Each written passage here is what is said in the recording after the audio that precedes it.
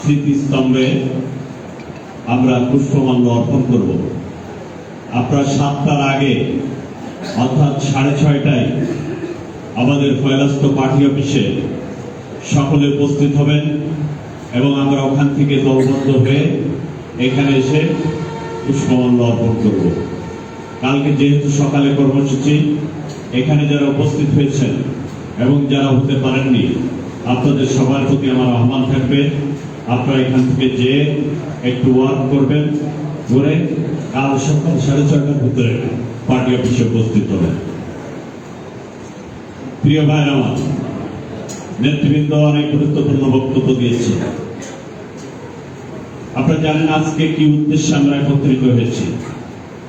আজ 25শে মার্চ 1971 সালের এই দিনগত রাত 25শে মার্চ মধ্যরাতে পাকিস্তানি বাহিনী আমাদের দেশের বুদ্ধিজীবী শ্রেণী, শিক্ষক, ডাক্তার, শিল্পী, সাহিত্যিক সহ বিভিন্ন পেশার মানুষের উপর অতর্কিত হামলা চালায় এবং গণহত্যা শুরু করে।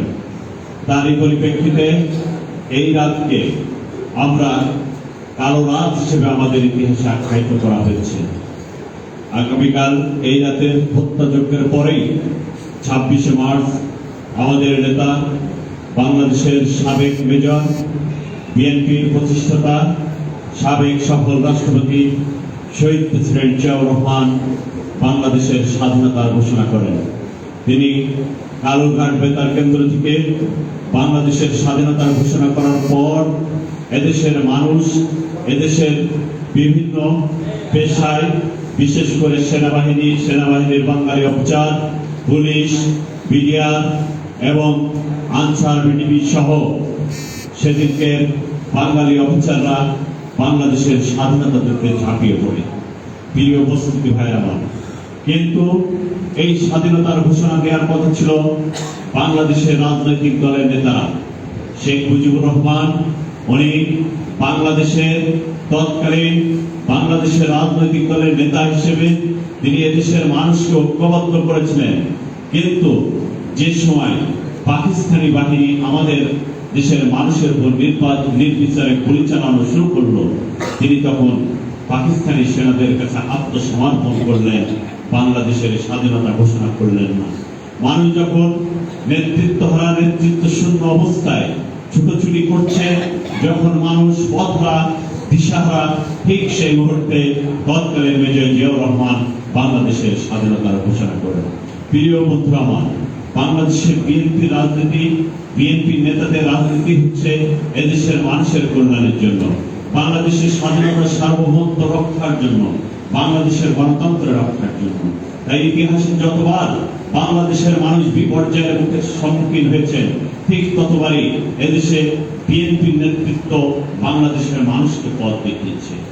9 মাস দীর্ঘ রক্তক্ষয়ী সংঘর্ষের পর 30 লক্ষ মামুনের ইজ্জত এবং 30 লক্ষ শহীদের রক্তের বিনিময়ে 2 লক্ষ মামুনের ইজ্জতের বিনিময়ে যখন আমরা এই স্বাধীন সার্বভৌম বাংলাদেশ প্রতিষ্ঠা করতে পেরেছিলাম, তারপরে আমরা দেখছি শেখ মুজিবুর রহমান পাকিস্তানি পাসপোর্ট নিয়ে বাংলাদেশে ফিরে এসে তিনি বাংলাদেশের রাষ্ট্রপ্রধান হয়ে এদেশের মানুষের শান্তি দিতে ব্যর্থ হয়েছিলেন। তিনি যুদ্ধ বিধ্বস্ত বাংলাদেশকে পুনর্গঠনে ব্যর্থ হয়েছিলেন।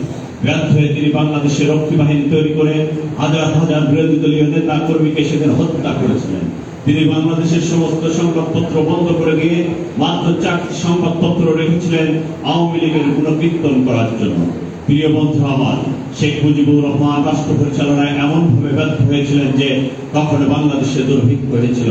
যে দুর্ভিক্ষে একজনের খাবার আরেকজন নিয়ে কাড়াকাড়ি করত, মানুষ এবং কুকুরের সাথে খাবার নিয়ে কাড়াকাড়ি হয়েছিল, মানুষ একজনের বমি আরেকজনকে জীবন যাপন করত। সেদিন বাসন্তীরা মাছের ছেড়া দাও বলে লজ্জা নিবারণ করেছিল।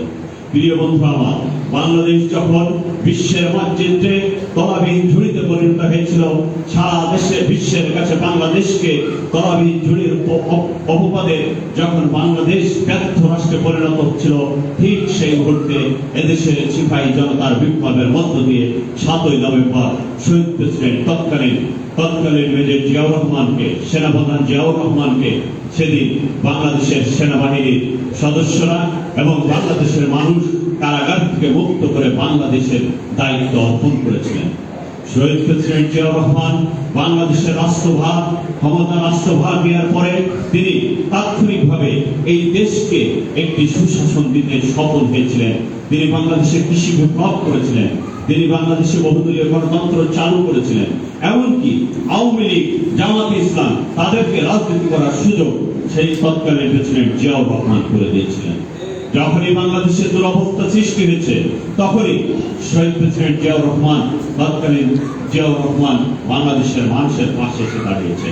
আবার দেখছেন এরশাদ সরকার যখন বাংলাদেশের বিএনপি নির্বাচিত সরকারের কাছ থেকে বন্দুকের দলের মাধ্যমে ক্ষমতা নিয়ে দিয়েছিল, তার পরবর্তীতে দেশ নেত্রী বেগম খালেদা জিয়া 9 বছর আন্দোলন সংগ্রামের মধ্য দিয়ে স্বৈরাচারের পতন ঘটিয়ে বাংলাদেশে আবার গণতন্ত্র প্রতিষ্ঠা করেছিলেন।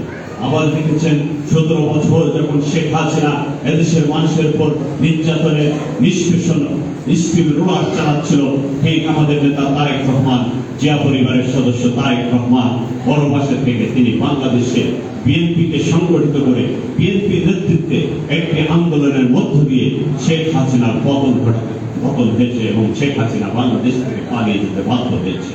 আজকে আবার একটি শান্তিপূর্ণ অবাধ নিরপেক্ষ নির্বাচনের মধ্য দিয়ে আমাদের নেতা তারেক রহমানের নেতৃত্বে বিএনপি রাষ্ট্র পরিচালনার দায়িত্ব পেয়েছে। দায়িত্ব পাওয়ার পরে নির্বাচনের আগে আমাদের নেতা যতগুলো ওয়াদা করেছিলেন জনগণের সামনে তার একটি একটি করে ইতিমধ্যে পূরণ করা শুরু করেছে। আমি আপনাদের প্রতি আহ্বান জানাবো, আপনারা বিএনপির নেতা কর্মীদেরকে সুসংগঠিত হতে হবে এবং আদর্শিক সৈনিক হিসেবে রাষ্ট্র গঠনে তারেক রহমানকে সহযোগিতা করতে হবে। আপনাদেরকে তারেক রহমানের রাষ্ট্র পরিচালনার দৃষ্টিভঙ্গি, তারেক রহমানের কথাবার্তা, তারেক রহমানের নির্দেশনা ফলো করে রাজনীতি করতে হবে। আপনারা যদি কেউ নীতি আদর্শ বিচ্যুত হয়ে কোন রকম সন্ত্রাসী বিশৃঙ্খল কোন কাজকর্মে জড়িত হয়ে যান, আমরা কিন্তু আপনাদের রক্ষা করতে পারবো না।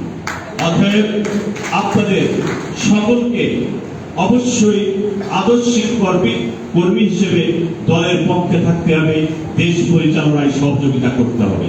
আপনাদের ন্যায় কাজে অবশ্যই আমরা সর্বোচ্চ সহযোগিতা করব, কিন্তু বিশৃঙ্খলা সৃষ্টি করে সরকারের ভাবমূর্তি ক্ষুণ্ণ হলে, দেশে বিদেশে সরকারের ভাবমূর্তি ক্ষুণ্ণ হলে এইটা কিন্তু আমাদের প্রধানমন্ত্রী কোনো অবস্থায় সহ্য করবে না, আমাদেরও এটা এলাও করার কোনো সুযোগ থাকবে না।